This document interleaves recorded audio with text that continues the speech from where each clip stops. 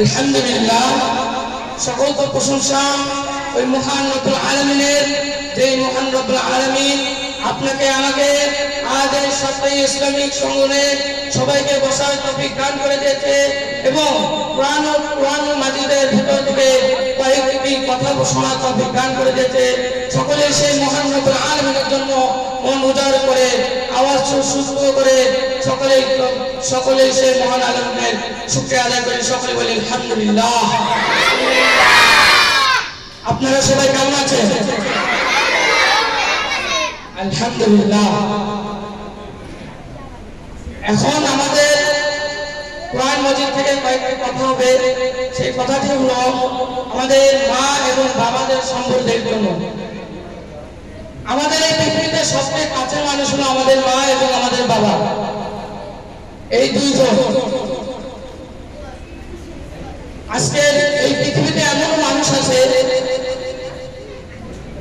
যারা তাদের মা বাবাকে তাদের মা বাবা হিসেবে কোনো দামই দেয় না, ঠিক না বাজে? আমার ভাইয়েরা, আজকের এই পৃথিবীতে এমন মানুষ আছে চারিদিকে তাদের মা বাবাকে মা বাবা বলে হিসেবে দাবি দেয় না। সন্তান হয়ে মা বাবার উপর কত খারাপ আচরণ করে। দেখো, যে মা ছোট থেকে যখন গর্ভে ধারণ করে 10 মাস 10 দিন গর্ভে ধারণ করিয়া যখন সন্তান তাকে তখন করে মা বুকে, মা ব্যাপার যখন মায়ের বুকটা ফেটে যায় তবুও একবারও মা ডাক দেয়া বলে না আমি এই সন্তানকে নেব না। শুধু আল্লাহর কাছে একটাই দাবি করে, আমি এই সন্তানকে আমার সন্তান হিসেবে দাবি করে ছোট থেকে লালন পালন করে একজন শিক্ষিত হাফেজ মাওলানা বানাবো, ঠিক না বাজে?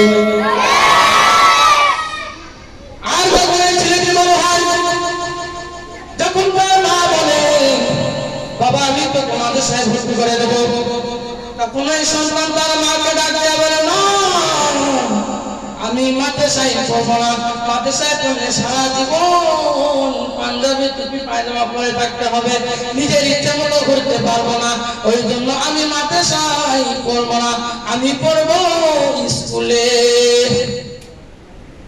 ছেলে কি মাদ্রাসায় পড়বে না, সে পড়বে স্কুলে। কারণ স্কুলে পড়লে নিজের ইচ্ছা মতো বেড়াতে পারবে।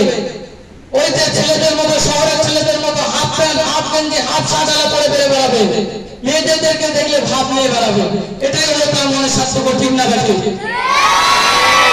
আর তার যদি স্বপ্ন থাকতো দেশে হাফেজ হবে, মাওলানা হবে, কারি হবে, বক্তা হবে, সে তার মায়ের বলার আগে তার মাকে বলে আমি মাদ্রাসায় পড়বো, ঠিক না বেশি? তার মনে আসা নেই দেখেই সে বলে আমি স্কুলে পড়বো। অথচ মা হাল ছাড়েনি। মা শুধু একটা কথাই বলেছে, বাবা আমি তোকে ছোট থেকে বড় করলাম একটাই কারণে, আমি তোকে হাফেজ বানাবো, আমি তোকে বক্তা বানাবো, আমি তোকে মাওলানা বানাবো। আপনাদের মা এই কথা ভাবে কিন্তু আপনাদের মাদ্রাসায় ভর্তি করে দিয়েছে, ঠিক না? আপনাদের মনের ভিতর আশা আছে না আপনারা হাফেজ হবেন, কারি হবেন, বক্তা হবেন, দেশ বিদেশে বক্তা দিয়ে বেড়াবেন, মানুষের ময়দানে মানুষের কাছে এলেন শিক্ষা জ্ঞান অর্জন করে সব মানুষের বুকে বিলিয়ে দেবেন, ঠিক না? ঠিক আছে? তাহলে আজ কেন মায়ের বুকে ব্যথা দিচ্ছেন? মা বাবা যখন সন্তানের সঙ্গে দেখা করতে আসে, সন্তানের কোনো সালাম নাই, দৌড়ে গিয়ে বাবার কাছে গিয়ে বলে বাবা আমার জন্য কি নিয়ে এসেছো দেখাও। হাতে থেকে ব্যাগখানে টাইনা নিয়ে খুলে দেখবে ব্যাগের ভিতর কি আছে। অথচ বাবাকে সালাম দেওয়ার কথা নাই, এমনকি সালামটা দূরের কথা, একটু যে বলবে বাবা তুমি কেমন আছো সেটা বলার মতো টাইম তার কাছে নেই, ঠিক না? কি বাজে?